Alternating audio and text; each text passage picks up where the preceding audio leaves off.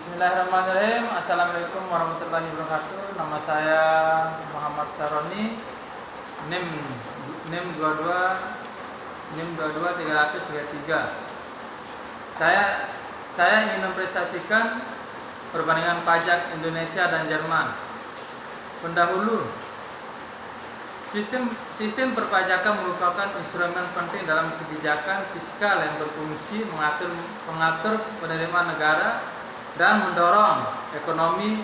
Pertumbuhan sistem perpajakan antara Indonesia dan Jerman dapat memberikan wawasan tentang keunggulan dan kelemahan masing-masing sistem, potensi adopsi kebijakan yang lebih efektif bagi Indonesia. Metodologi penelitian ini mengungkapkan pendekatan deskriptif dan komparatif dengan menganalisis kebijakan perpajakan di Indonesia dan Jerman. Data diperoleh di jurnal ilmiah, laporan pemerintah, serta organisasi internasional yang mengkaji kebijakan perpajakan kedua negara. 1. Hasil dan pembahasan struktur pajak. Indonesia merupakan sistem self assessment diwajibkan pajak tertanggung atas pelapor dan pembayar pajak sendiri. Jerman memiliki sistem perpajakan lebih kompleks dengan kombinasi self assessment dan withholding tax, di mana pajak langsung dipotong oleh pemberi atau lembaga terkait. 2. Tarif pajak. Pajak penghasil PPh di Indonesia memiliki tarif progresif hingga 35% individu dan tarif terbesar 20% dari badan usaha. Sedangkan Jerman menerapkan tarif agresif untuk individu dengan kisaran 14% sampai 45%. Sedangkan tarif pajak badan usaha tetap di angka 15%, ditambah pajak soliditas sebesar 50% dari pajak yang dibayarkan. Pajak pertambahan nilai PPh di Indonesia memiliki tarif sebesar 11%, sementara di Jerman memiliki PPh standar rendah 7% untuk barang dan jasa tertentu.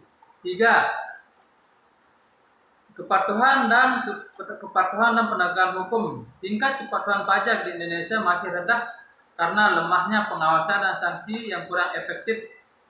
Jerman memiliki sistem pajak yang sangat ketat dan audit rutin serta denda berat pelanggar pajak. Pengguna teknologi dalam administrasi pajak juga meningkatkan transparansi instansi perpajakan. 4. Sistem insentif pajak. Indonesia beberapa insentif pajak seperti tax holding dan tax allowance itu menarik investasi asing. Sedangkan Jerman memiliki berbagai insentif pajak terutama bagi sektor penelitian dan pengembangan energi hijau serta perusahaan insentif. 5. Pelanggaran dan korupsi dalam sistem pajak.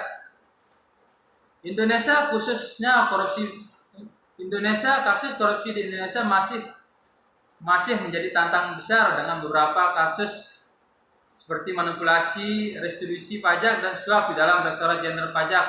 Kurangnya transparansi serta lembaga pengawasan serta seringkali celah bagi oknum untuk melakukan korupsi.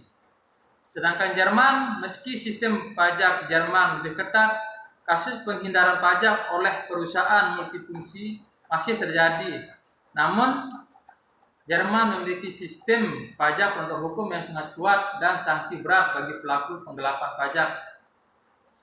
Kesimpulan dan rekomendasinya dari perbandingan sistem perpajakan antara Indonesia dan Jerman menunjukkan bahwa Jerman memiliki sistem administrasi pajak lebih ketat, transparan, dan sistem berkat penerapan teknologi serta pengawasan yang ketat. Sementara itu Indonesia masih menghadapi kendala korupsi. Untuk mengaktifkan efisiensi sistem perpajakan, Indonesia dapat mempertimbangkan beberapa langkah berikut. 1. Meningkatkan pengawasan dengan digitalis sistem pajak sebagaimana dilakukan di Jerman. 2. menyelesaikan inisiatif pajak lebih kompetitif dan menarik. 3. Memperkuat penegakan hukum terhadap pelanggaran pajak. 3. Menerapkan sistem transparansi yang akuntabel lebih jelas untuk mencegah korupsi. Dengan demikian, yang lebih adaptif, Indonesia dapat memperkuat sistem perpajakan untuk mendukung pertumbuhan ekonomi Indonesia. Sekian dan terima kasih. Assalamualaikum warahmatullahi wabarakatuh.